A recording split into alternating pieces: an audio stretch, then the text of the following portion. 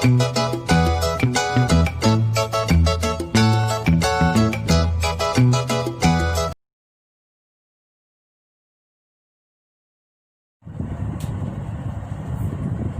students, welcome back to my YouTube classes Varun English hub. This is Rashmi.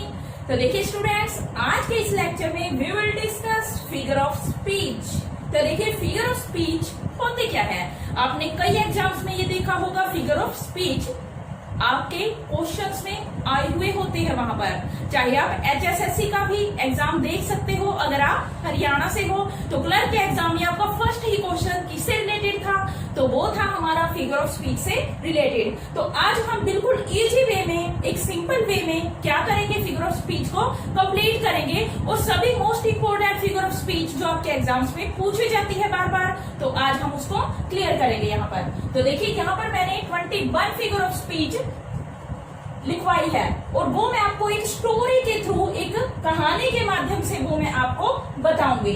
तो आप यहाँ पर उसको अच्छे से बिल्कुल कभी नहीं भूल पाओगे. इस तरह से आप उसको याद कर पाओगे आज. तो देखिए स्टार्ट करते हैं फिगर ऑफ स्पीच.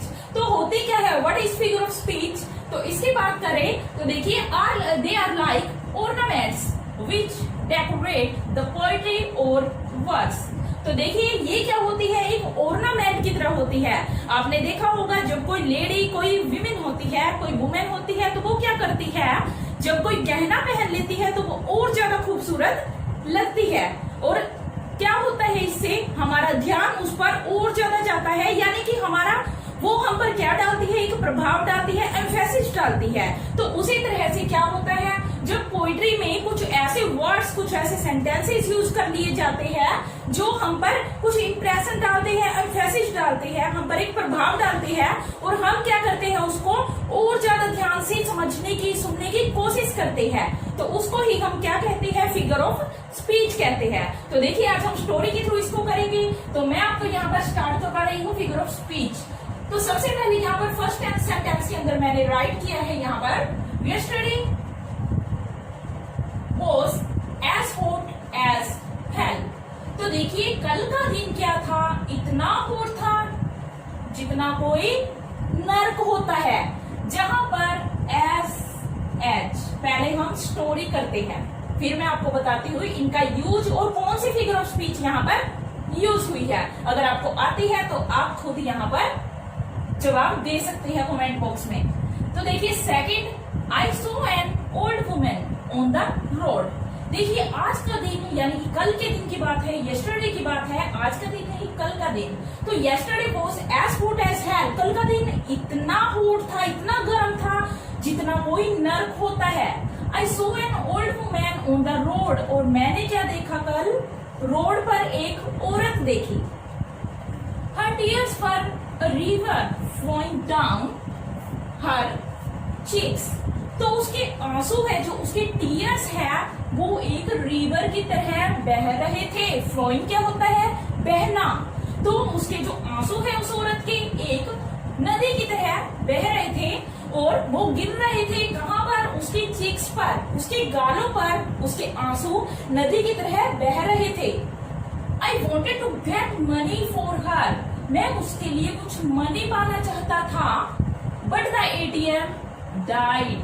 अब देखिए उसने सोचा होगा कि उस औरत की हेल्प की जाए, और पर क्या हुआ, जब वो ATM में गया तो ATM मर चुका था. अब यहाँ पर आप देखोगे कितना हम पर इसका प्रभाव पड़ रहा है. हम देख रहे हैं कि ATM कैसे डाइड हो सकता है, तो वो मैं आपको बताती हूँ बाद में. तो देखिए पहले स्टोरी करते हैं हम. तो क्या हुआ यहाँ पर, जब वो पैसे लेने के लिए गया, पैसे प्राप्त करने के लिए गया, तो जाकर देखा तो ATM ही मर चुका था. I said her to come to my home. मैंने उसको कहा तुम मेरे घर चलो मेरे साथ. But she refused. पर उसने मना कर दिया. She was looking so hungry. She could eat a camel. अब क्या हुआ, जब मैंने उस औरत को देखा तो वो इतनी ज्यादा भूखी थी, इतनी ज्यादा भूखी लग रही थी वो देखने में, जैसे कि वो पूरे ऊंट को ही खा जाएगी. अब देखिए किसको खा जाएगी, वो किसी ऊंट को ही खा जाएगी. She murmured. अब वो क्या करने लगी, मन ही मन थोड़ा सा मतलब कुछ बड़बड़ाने लगी। ओ स्पीक डेथ, किसको बोली वो? डेथ के साथ वो बातें करने लगी, डेथ के साथ बात कर रही है और क्या कहती है? ओ स्वीट डेथ, ओ खूबसूरत, ओ मधुर, ओ प्यारी सी मृत्यु, come and read me of this grief, तुम मेरे पास आओ और मुझको अपने साथ ले जाओ और इन दुखों से गेट रीड होता है, देखिए मुक्ति देना, यानी कि पीछा छुड़ाना। तो वो क्या कहती है डेथ को कि मेरे पास आ जाओ, बहुत खूबसूरत डेथ हो, तुम मेरे पास आओ और मेरा पीछा छुड़वा दो इन दुखों से। देखिए रोड पर है जो वो दुखी ही होगी ना, तो उसने कहा डेथ को कि तुम आओ और मुझे अपने साथ ले चलो, जैसे हम अपनी लैंग्वेज में कहते हैं हे भगवान हमें उठा लो। तो ठीक वैसे ही ये औरत डेथ को बोल रही है। इनफैक्ट वास्तव में this place was dark light for her. अब मैंने अगर महसूस किया, मैंने सोचा कि वास्तव में ये जगह क्या है, उसके लिए एक डार्क लाइट जैसी थी। अब लाइट तो है, वो भी कैसी? अंधेरे जैसी। डार्क लाइट, लाइट क्या देती है हमें? रोशनी, पर यहाँ पर वो लाइट ही क्या दे रही है? अंधेरा। There was buzzing of bees around, उसके चारों तरफ क्या थी? जो मक्खियां है या फिर मधुमक्खियां है, उनकी बजिंग की आवाज आ रही थी, वो भिनभिना रही थी वहां पर। नेक्स्ट देखिए 10th, there was a fire station that starts to burn down, और वहीं पर नजदीक क्या था? एक फायर स्टेशन था जिसने जलना स्टार्ट कर दिया था। अब देखिए फायर स्टेशन और खुद जल रहा है यहाँ पर। Someone broke my car and my heart, अब देखिए किसी ने मेरी कार तो तोड़ी ही, साथ में क्या तोड़ दिया? मेरा दिल भी तोड़ दिया। देखिए वहां पर आग लगी थी, भाग दौड़ हुई होगी, तो किसी ने क्या किया? एक व्यक्ति ने बेचारे की कार को तोड़ दिया और इससे उसका दिल भी टूट गया। Then I took her to my home and all welcomed her with warm heart, और क्या हुआ फिर? मैं उस औरत को अपने साथ ले गया, वहां की टेंशन भरी लाइफ देखकर मैं उसको अपने साथ ले गया। सभी ने मेरे घर में उसका अच्छे दिल से क्या किया? वार्म हार्ट के साथ उसका वेलकम किया घर में उस औरत का। She said the house is lovely, अब उसने क्या कहा? ये हाउस क्या है? लवली है, बहुत ही प्यारा है। Then I bake a big cake with lots of butters for her, फिर मैंने उसके लिए क्या बनाया? एक केक बनाया और उस पर बहुत सारा मक्खन लगा दिया, बटर लगा दिया वहां पर। एंड ऑफर्ड हर, और उसको ऑफर किया, क्या किया? अ कप, उसको एक कप भी ऑफर किया। I asked her about her family, अब मैंने क्या किया? उससे उसकी फैमिली के बारे में पूछना शुरू कर दिया। एंड शी सेड, और देखिए उसने क्या कहा? It's clear my dear then hear my fear, उसने कहा ये सब क्लियर है, साफ है, तुम देख सकते हो मेरे डियर। देन हियर, सुनने की बजाय, माई फियर, मेरा डर देखो। I left my home and now there my soft orphan knave is alone, अब उसने क्या कहा उस लेडी ने? मैंने अपना घर छोड़ दिया और अब क्या है? मेरा सॉफ्ट ऑर्फन और नेव इज अलोन, वो अकेला है। Hardly ever does he come to her mother, अब मैंने क्या सोचा कि मुश्किल से ही वो कभी अपनी मदर के पास आएगा। I always read the holy Bible that teach experience is the name everyone gives to their mistakes, अब देखिए उसने क्या कहा कि मैं हमेशा होली बाइबल को पढ़ती हूँ और मैंने उसने मुझे क्या सिखाया और मैंने क्या लर्न किया कि एक्सपीरियंस है जो is the name everyone gives to their mistakes, कि जो एक्सपीरियंस है वो एक नाम है जो क्या होता है? हर कोई उसे मिस्टेक का नाम देता है, यानी कि हम मिस्टेक से ही क्या लेते हैं? एक एक्सपीरियंस लेते हैं। हमें क्या मिलता है? गलतियों से ही एक सीख मिलती है। ये मैंने होली बाइबल में पढ़ा है, सीखा है उससे। एंड आफ्टर, ये शिक्षा ली है उसने। And after saying this she passed away, और ये कहते ही वह पास्ट अवे हो गई, मर गई बेचारी, पास्ट अवे, वो मर गई। आई डोंट नो, मुझे नहीं पता था, this will be the beginning of her and, कि जो मैंने ये उसकी बिगनिंग की है, उसकी लाइफ की जो बिगनिंग की है, मैं उसे अपने घर लेकर आया, उसे कुछ अच्छा करना चाहता था उसके लिए, पर मुझे नहीं पता था कि ये बिगनिंग ही क्या होगी, उसका एंड होगी। तो देखिए आपने ये स्टोरी अब सीख ली। अब इस स्टोरी से ही हम क्या करेंगे, सभी फिगर ऑफ स्पीच को लर्न करेंगे। तो देखिए सबसे पहले बात है, आपको ये स्टोरी याद भी हो गई होगी अब तक। तो देखिए yesterday as hot was as hot as hell. अब जहां पर एज सो, देखिए सिमिली है, इसका नाम क्या होता है, इसका नाम सिमिली होता है। जहां पर लाइक वर्ड आ जाए किसी सेंटेंस में, एज आ जाए और सो आ जाए, तो वो क्या होता है, उसे हम सिमिली कहते हैं। उपमा अलंकार होता है ये हिंदी में, उसे हम सिमिली कहते हैं। नेक्स्ट देखिए बात करें तो, I saw an old women on the road. अब देखिए इसको छोड़ दीजिए आप एक बार, कि मैंने रोड पर एक वुमेन देखी।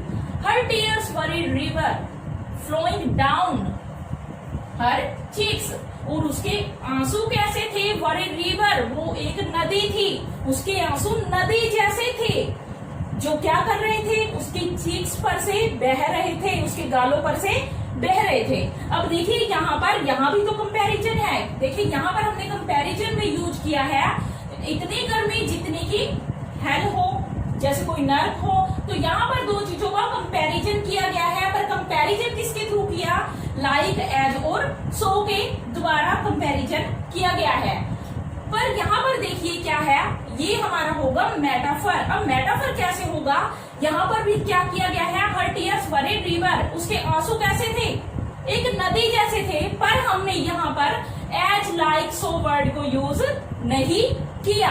तो ये बात आपको याद रखनी है, जहां पर कंपैरिजन किया जाए बट विदाउट लाइक एज सो के किया जाए, उसे हम कौन सा अलंकार कहते हैं, कौन सा फिगर ऑफ स्पीच होगा, वो होगा मेटाफर, जिसे हम हिंदी में रूपक भी कहते हैं, रूपक कहते हैं जिसे।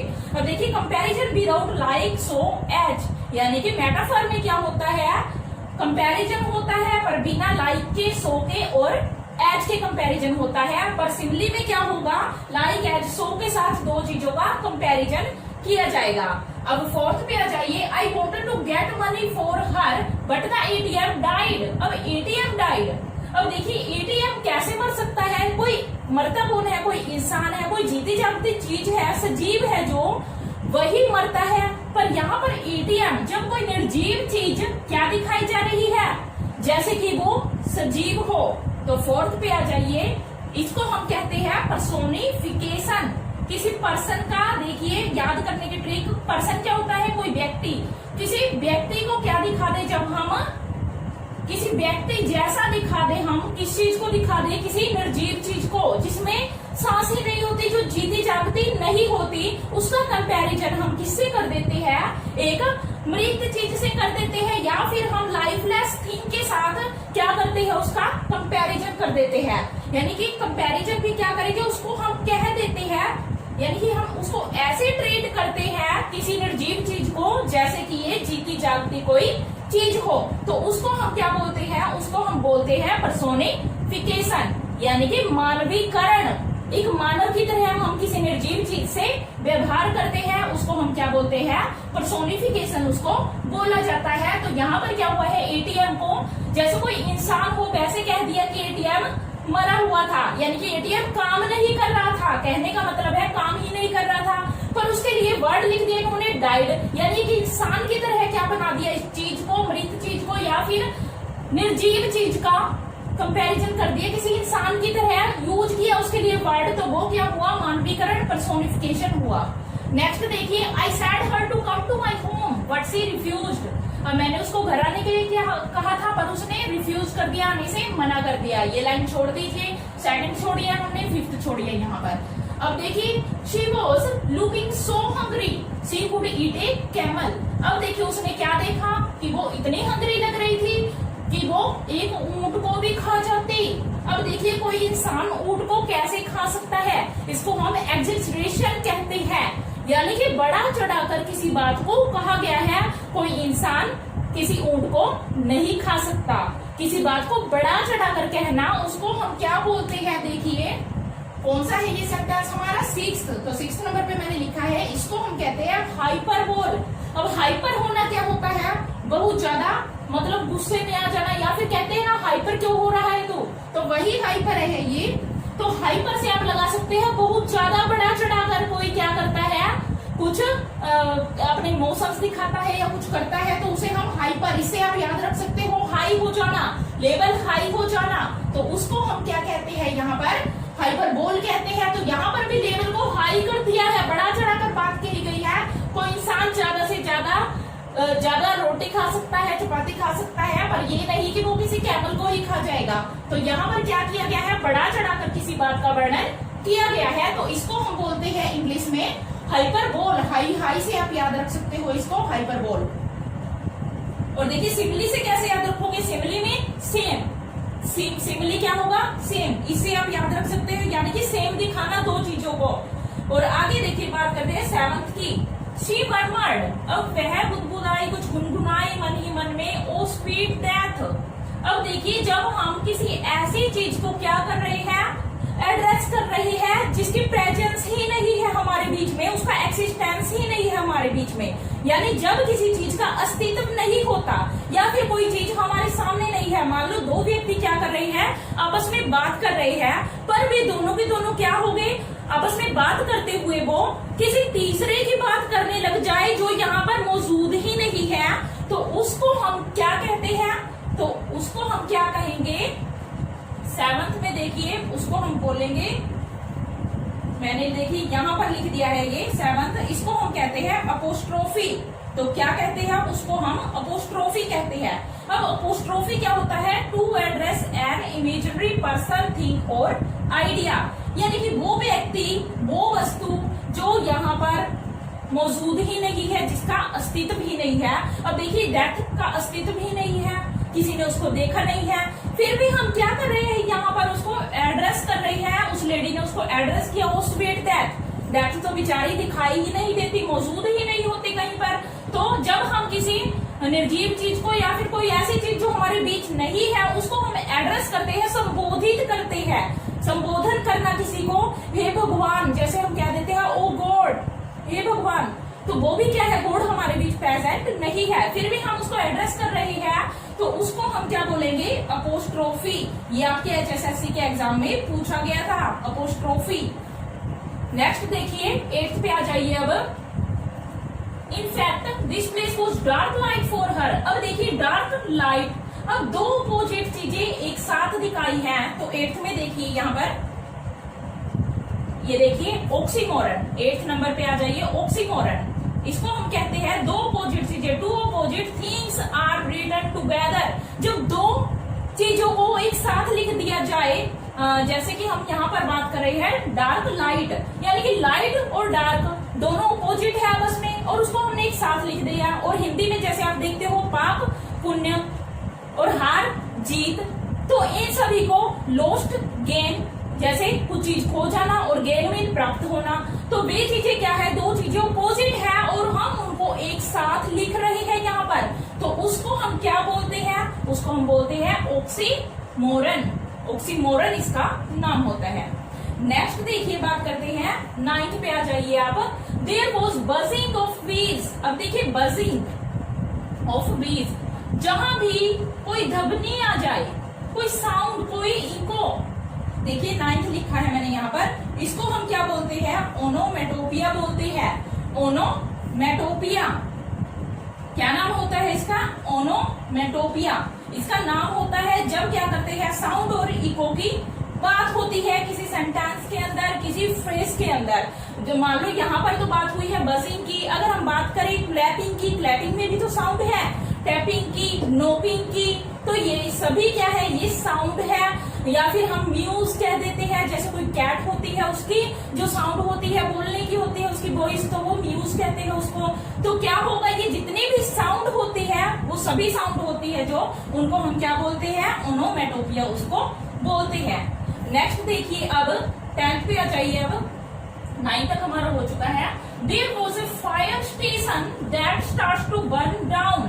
अब देखिए एक फायर स्टेशन और वो खुद ही जलना स्टार्ट कर देता है। जब ऐसे सेंटेंसेस आते हैं तो हम उसको क्या कहकर बुलाते हैं, उसको हम कहते हैं आयरनी। जब दो ऐसी चीज, कोई ऐसी चीज जिसका क्या होता है, खुद के लिए ही काम होता है। यानी कि मान लो कोई, अगर एक और एग्जांपल दूं तो मैं यहाँ पर, कोई पुलिस स्टेशन है, तो पुलिस स्टेशन वॉज रॉब्ड, यानी कि पुलिस स्टेशन ही क्या हो गया, लूटा गया। अब पुलिस वालों का काम क्या होता है, लूट करने वालों का पता लगाना, रोबरी का पता लगाना, थीविंग का पता लगाना। पर होता क्या है वहां पर, खुद ही पुलिस स्टेशन ही लूट लिया गया। कितनी अजीब बात है यहाँ पर है सच्चाई ये। तो उसको हम क्या कहते हैं, आयरनी। पुलिस स्टेशन लूटा जा सकता है, पर बात देखिए ये किस तरह से कही जा रही है, पुलिस स्टेशन में ही लूट। तो इसको हम आयरनी कहकर बुलाते हैं। देखिए कॉन्ट्राडिक्टरी स्टेटमेंट्स, यानी कॉन्ट्राडिक्टरी क्या होता है, जो आपस में विरोधी होती है उसको हम कॉन्ट्राडिक्टरी कहते हैं। तो contradictory statements reveal reality that is different from what appears, और देखिए टू बी ट्रू। कोई ऐसी चीज, कॉन्ट्राडिक्टरी चीजें, यानी कि एक विरोधाभास यहाँ पर दिखता है हमें। कुछ खुद की ही चीज ऐसी जो रक्षा करने वाली हो खुद ही लुट जाए, या फिर क्या होगा यहाँ पर, खुद फायर स्टेशन है जो क्या करता है, आग बुझाता है, और वहीं पे क्या हुआ, वही जल गया। तो वो क्या होगी यहाँ पर, ऐसी बातें जहां भी आ जाए सेंटेंस में तो आप समझ लेना वो क्या होगा, कौन सा फिगर ऑफ स्पीच होगा, तो वो होगा आयरनी। अब नेक्स्ट देखिए बात करते हैं 11th। Someone broke my car and my hurt. अब देखिए यहाँ पर ब्रोक एक ही वर्ब है, पर उसका यूज किस किस के लिए हुआ है, my car and my hurt, दो चीजों के लिए। जब एक वर्ब का, यानी कि एक वर्ड का, एक सिंगल वर्ड का यूज बहुत सारी चीजों को एक्सप्रेस करने के लिए होता है। 11th में देखिए यहाँ पर, तो देखिए इसको हम बोलते हैं ज्यूगमा। ज्यूगमा कहते हैं इसको। अ सिंगल वर्ड, जब एक single word shows the same grammatical relation to two और more other words but change in meaning.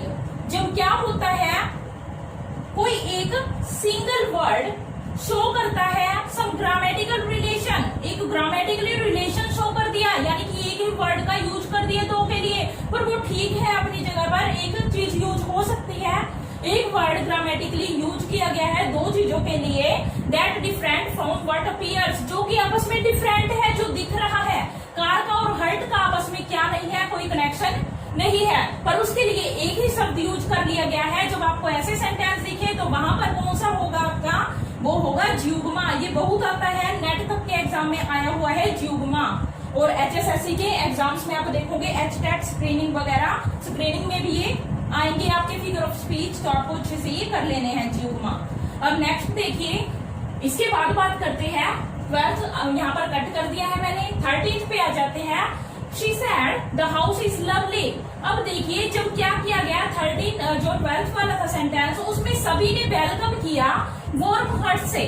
अब सभी ने वेलकम किया है, पर वो हाउस की बात कैसे आ रही बीच में, तो आपने ये सोचा नहीं शायद।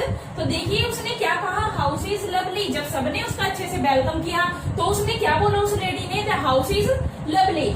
यहाँ पर देखिए हाउस वर्ड है जो किसके लिए यूज हुआ, कोई घर को थोड़ी ना लवली कहेगा, किसको लवली कहा गया है। यहाँ पर हाउस का यूज किसके लिए किया गया, सभी मेंबर्स के लिए कर लिया गया जिन्होंने उसका स्वागत किया, बिल्कुल अच्छे से किया, सौहार्द तरीके से किया। तो देखिए यहाँ पर क्या होगा, हाउस के लिए, किसके लिए यूज हुआ हाउस, पूरे घर के मेंबर्स के लिए जिन्होंने उसका वेलकम किया था। तो देखिए यहाँ पर ऐसे जब क्या किया जाता है, 13th है ये देखिए 13th, इसको सिनक डकी बोलते हैं हम, सिनक डकी, सिनक डकी इसको बोला जाता है। तो देखिए क्या होता है, the whole speaks for a part. जब एक पूरा वर्ड पार्ट्स के लिए यूज किया जाता है।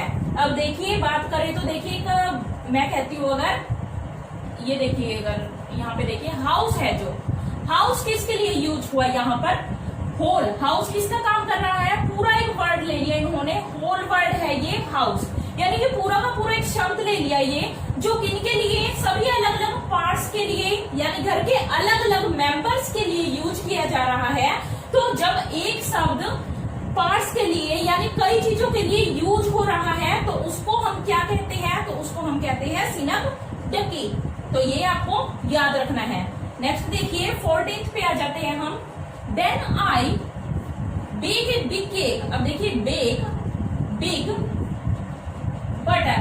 अब देखिए 14th में इसको हम एलिट्रेशन कहते हैं। अब एलिट्रेशन क्या होता है, टू और more words with same consonant sounds, यानी कि जब दो या फिर दो से ज्यादा एक सेंटेंस के अंदर दो या दो से ज्यादा वर्ड किससे शुरू हो रहे हैं, आपके किससे स्टार्ट हो रहे हैं, वो हो रहे हैं आपके कॉन्सोनेंट ध्वनि से, व्यंजन ध्वनि से स्टार्ट हो रहे हैं। अब बी क्या है, एक व्यंजन ध्वनि है, तो बी बी यहाँ पर भी बी आ रहा है, यानी दो से ज्यादा बार यूज हुआ है कोई लेटर किसी वर्ड के आगे, तो हम क्या करते हैं, ये कॉन्सोनेंट साउंड देख के हम पहचान सकते हैं ये हमारा कौन सा फिगर ऑफ स्पीच होगा, वो होगा एलिट्रेशन, यानी कि क्या होगा यहाँ पर कॉन्सोनेंट साउंड्स बार बार यूज होती है।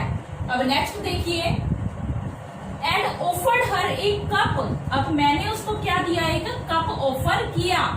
अब क्या किया उस बूढ़ी औरत को या फिर जो भी औरत थी वहां पर, उसको मैंने एक कप ऑफर किया। अब जब क्या होता है, मान लो मैं इसको कहती हूँ pen is my sword, pen is my sword, यानी कि ये मार्कर है, ये मेरा पेन है, यही मेरी क्या है, तलवार है, मेरा हथियार है ये।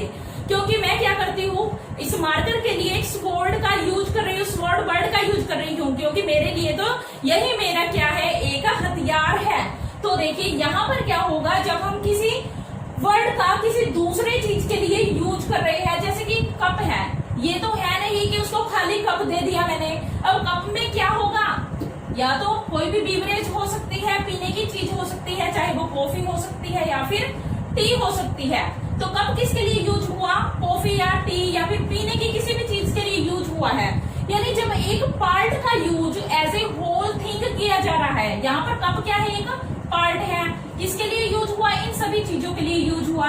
तो एक यानी कि एक पूरी जो चीज थी, यहाँ पर तो देखिए क्या है, होल थिंग थी। यहाँ पर मैंने बात की थी हाउस की, हाउस का यूज किसके लिए हुआ, घर के सभी मेंबर्स के लिए। अब यहाँ पर सिर्फ एक कप है, कप का यूज किसके लिए हुआ, यहाँ पर कॉफी टी या फिर किसी और चीज के लिए आप कह सकते हो। एक कप है, कप किसके लिए यूज हुआ, कप एक छोटा सा पार्ट है जो इन होल थिंग्स के लिए यूज हुआ है, कॉफी एंड टी के लिए यूज हुआ है। तो इसको हम मेटोनिमी बोलेंगे। Part speaks about whole thing, जहां पर ये पार्ट्स है यानी कि छोटा सा पार्ट है कप, जो पूरी चीज के लिए, कॉफी के लिए या फिर टी के लिए क्या किया गया है, यूज किया गया है, तो उसको हम क्या बोलते हैं, मेटोनिमी उसको बोला जाता है। नेक्स्ट देखिए 16th पे आ जाते हैं हम। I asked her about her family, और फिर देखिए एंड शी सेड। अब उसने क्या कहा, 16 छोड़ दीजिए, उसमें कुछ नहीं है, तो 17th में आ जाइए। She said it's clear my dear then hear my fear. तो देखिए यहाँ पर आपको ई ये आपको सुनाई दे रही होगी साउंड। तो देखिए clear, ear, dear, hear, fear, तो तो ये क्या है, हमारी वोल साउंड्स है ये हमारी। जब क्या हो, किसी सेंटेंस में बार बार किसी वोल साउंड का यूज किया जा रहा हो, तो उसको हम क्या कहते हैं, उसको हम बोलते हैं एसोनेंस। क्या होता है वो, assonance, repetition of same vowel sounds, यानी बार बार सेम वोल साउंड्स यूज हो रही है कहां पर, कहीं पर भी, तो हम उस सेंटेंस में क्या बोलेंगे, उसको कौन सा है ये फिगर ऑफ स्पीच, ये होगा एसोनेंस। 18th पे आ जाइए next. I left my home. देखिए यहाँ पर इसको रफ कर देती हूँ मैं, समझ आ जाएगा। तो देखिए I left my home and how there my soft orphan name. अब देखिए ये क्या कहती है लेडी, मैंने अपना घर छोड़ दिया, और वहां पर कौन है अब, माई सॉफ्ट ऑर्फन नेम, यानी कि मेरा सॉफ्ट सा बच्चा है, वहां पर एक ऑर्फन हो चुका है जो अनाथ है। नेब मीन एक मासूम सा बच्चा। नेब क्या होता है, ये वर्ड बार बार आ जाता है आपका एंटोनिम सिनोनिम में, याद रखना ये। तो क्या होता है, एक मासूम होता है जो कोई इनोसेंट होता है, उसको हम नेब कहते हैं। तो यहाँ पर देखिए जब कोई ऐसी पोइट्री या फिर क्या होगी, ऐसी लिरिक होगी, कोई पोइट्री होगी, कोई सॉन्ग होगा जिसमें क्या होता है, जो हमारे फर्स्ट लेटर होते हैं पोइट्री की, जो भी सेंटेंसेस में, मान लो ये पोइट्री की लाइंस है कुछ, फर्स्ट लाइन, सेकंड, थर्ड, तो उनमें जो ये फर्स्ट लेटर होगा जो स्टार्ट हो रहा है यहाँ पर, तो वो क्या होगा, ये क्या बनाएगा, एक न्यू वर्ड क्रिएट करता है, ये एक नया शब्द बनाता है ये, यानी कि ये क्या मिलकर बनाएंगे, एक शब्द बनाएंगे। तो इसको हम क्या कहते हैं, ये आपको क्या मिलेगा, देखिए लिखा हुआ मिलेगा, ये पोइट्री की लाइन से लिखी मिलेगी, तो उनमें ये फर्स्ट लेटर दिया होगा, आपको क्या देखना है, वो जोड़कर देखना है कि क्या उससे कोई नया वर्ड निकल रहा है, तो वो क्या होगा हमारा, वो होगा एक्रोस्टिक, उसको हम क्या कहेंगे, एक्रोस्टिक उसको कहा जाता है। A poem, puzzle etcetera in which certain letters in each line form a word और वर्ड्स, यानी कि हर एक लेटर क्या करता है उस पोएम, पोइट्री का, उस पोएम का हर एक लेटर क्या करेगा, एक नया शब्द बनाएगा। तो ये आपको याद रखना है। 18th 19th पे आ जाइए, ये hardly ever does he come to her mother. अब देखिए ये यहाँ पर आपको कुछ साउंड नहीं लग रहा होगा, इस सेंटेंस ये कोई साउंड नहीं है, अच्छा नहीं है, ये ठीक नहीं बना हुआ है, ये आपको पहले ही दिख गया होगा, आपने सोचा होगा कि गलती से ये लिखा गया है, पर ऐसा नहीं है। देखिए जब ऐसे ही टूटे फूटे सेंटेंस आपको देखने को मिले ना, तो आप समझ जाना 19th नंबर पे ये मैंने लिख दिया है आपके लिए कि ये कौन सा होगा, ये हमारा होगा इन्वर्जन, इसको हम इनवर्जन कहते हैं। अब क्या होता है inversion, in which order of words reversed, जहां पर एक ऑर्डर होता है जो वर्ड्स का, यानी कि एक ऑर्डर में चलते हैं, एक श्रृंखला में चलते हैं वर्ड्स हमारे, जैसे कि पहले सब्जेक्ट है, फिर वर्ब है, फिर क्या आता है हमारा प्रेडिकेट आता है, या फिर आप ऑब्जेक्ट कह सकते हो उसको। तो ऐसे एक श्रृंखला में नहीं आते, एक ऑर्डर में वे वर्ड्स नहीं लिखे जाते, उनको आगे पीछे कर दिया जाता है, तो उसी को हम क्या कहते हैं, इन्वर्सन क्या होता है, उलट फेर कर देना, किसी चीज में उल्ट पलट कर देना। तो ये क्या है हमारा, जहां पर भी वर्ड्स को एक बिना ऑर्डर के लिख दिया जाता है, आगे पीछे लिख दिया जाता है, वो हमारा कौन सा फिगर ऑफ स्पीच होता है, वो होता है इनवर्जन। अब आप इसे याद रख लेना, क्या करते हैं हम, इनवर्जन, यानी एक वर्जन में नहीं है, इनवर्जन आप ऐसे बना सकते हो इसको अपनी तरफ से। नेक्स्ट देखिए 20th है जो हमारा 20th नंबर का, आई always read the holy Bible. अब देखिए जो ये कुछ वर्ड्स होते हैं जिनके आगे हम क्या लगा देते हैं, उनको बढ़ा चढ़ा कर कहने की कोशिश करते हैं। तो 20 में देखिए आप, इसको हम एपिथेट कहते हैं। A word shows chief quality of a person और थिंग, एक ऐसा वर्ड जो किसी वस्तु की या फिर किसी व्यक्ति की एक चीफ क्वालिटी बताता है। मान लो आपने हिस्ट्री में पढ़ा होगा, या फिर आपको सेंटेंस देखने को मिल ही जाता है, कौन सा होता है वो, होता है वो अशोका द ग्रेट, ये आपने बार बार देखा होगा, Alexander the great, Ashoka the great. तो ये द ग्रेट वर्ड है जो इसकी क्वालिटी को दर्शा रहा है। तो ऐसे ऐसे जब आपको कुछ सेंटेंस दिखेंगे, फ्रेज दिखेंगे, तो आप समझ जाना वहां पर कौन सा यूज हुआ है, वो है आपका एपिथेट। तो ये क्या होगा आपका, होली बाइबल क्या है, यहाँ पर एपिथेट है ये। अब देखिए फिर उसने क्या कहा, I always read the holy Bible that teach, क्या टीच करती है वो, experience is the name of everyone gives to their mistakes. अब देखिए कुछ कहावतें होती हैं जो कि मान लो आप किसे याद रख सकते हो, कुछ संत होते हैं जो कुछ कहावतें से कहते रहते हैं कि भगवान का नाम लेने वाला इस दुनिया से पार हो जाता है। तो देखिए पार हो जाता है मतलब मर नहीं जाता, वो पार हो जाता है, सब कुछ पार कर लेता है, ये कहने का अर्थ होता है उसका। तो ऐसी ऐसी सेइंग्स होती है, कुछ कहावतें होती है, जो प्रोवर्ब्स होती है, जो जहां पर कुछ बिट्टी डायलॉग्स बोले जाते हैं, बुद्धिमत्ता से भरे हुए डायलॉग्स बोले जाते हैं, तो उसको हम क्या कहते हैं। ऐसे इन्होंने भी कहा है कि वो अपने मिस्टेक से कुछ सीखते हैं, ये बाइबल में मैंने पढ़ा है, ये कह रही है लेडी ये। तो यहाँ पर क्या है, कुछ मतलब बड़ी सी बात कही गई है, कुछ उपदेश दिया गया है यहाँ पर एक। तो ये क्या है, experience is the name everyone gives to their mistakes. तो इसको जहाँ पर उपदेश दिए जाते हैं उसको हम क्या बोलते हैं, तो देखिए इसको हम क्या कहकर बोलते हैं, इसको हम कहते हैं एपिग्राम। एपिग्राम इसको कहकर बुलाते हैं, यानी कि जहां भी कोई आपको कहावतें से कहता मिले, अपनी बुद्धिमत्ता पूर्ण जो बातें होती है, जो कुछ अच्छी बातें होती है, जैसे कि मानव जो इंसान है वो गलतियों का पुतला है, ये कह दिया जाए द टू एर इज ह्यूमन, टू एर इज ह्यूमन। तो वो क्या होगा, हमारी ये कहावतें ऐसी ऐसी होती है जो उनको हम इपिग्राम फिगर ऑफ स्पीच कहते हैं। अब देखिए यहाँ पर आपके 20 हो गए हैं। अब लास्ट देखिए आपका, सॉरी 20 पे आ जाइए एक बार, ये 19 गलती से लिख दिया शायद मैंने।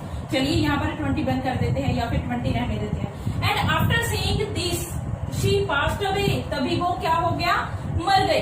तो देखिए यहाँ पर पास्ट अवे वर्ड यूज किया गया है। पास्ट अवे क्या होता है, तो देखिए पास्ट अवे की बात करें तो इसको हम क्या कहते हैं, तो इसको हम कहते हैं जब हम किसी बात को कैसे बोल देते हैं ताकि किसी को बुरा ना लगे, एक रॉन्ग सेंस को भी हम किसी बेटर तरीके से कहते हैं, बेटर वे में कहते हैं, अच्छे ढंग से कहते हैं, तो उसको हम क्या कहते हैं, तो यहाँ पर मैं राइट कर देती हूँ, उसको हम कहते हैं यूफिमिज्म। यूफिमिज्म उसको कहा जाता है, यानी किसी गलत चीज को भी अच्छे ढंग से कह देना, तो उसको हम क्या कहेंगे, यूफिमिज्म कहेंगे। नेक्स्ट देखिए, I don't know this will be the beginning of her and. अब देखिए बिगिनिंग और एंड दोनों आपस में क्या है, ये पैराडॉक्स है, ये विरोधाभास प्रकट करते हैं। Truth revealed bye opposite sayings, यानी कि सच्चाई सामने बोली जाती है, सामने कही जाती है, लाई जाती है, किसके थ्रू, दो ऑपोजिट बातों के, दो ऑपोजिट सेइंग्स के थ्रू किसी सच्चाई को सामने लेकर आना। अब देखिए एक तो चीज यहाँ थी डार्क लाइट, ये दोनों आपस में एक साथ ही लिखे जाते हैं, रिटन टुगेदर, ये बात आपको याद रखनी है। तो ये अलग चीज है। तो यहाँ पर विरोधाभास क्या है, जहाँ पर अलग अलग लिखे जाते हैं सेंटेंस, एक ही जो वर्ड होते हैं एक ही सेंटेंस में अलग अलग जगह पर लिखे जाते हैं, पर दोनों आपस में क्या हो गए, हो ऑपोजिट हो गए। जैसे कि ये थे, ये एक साथ थे बिल्कुल लिखे जाते हैं जो, और ये अलग अलग लिखे जाते हैं, ये आपको याद रखना है। तो इसको हम क्या कहते हैं, बिगिनिंग का क्या होता है, ऑपोजिट, एंड, तो विरोधाभास है ये, तो इसको हम पैराडॉक्स कहते हैं। विरोधाभास क्या होता है, पैराडॉक्स होता है।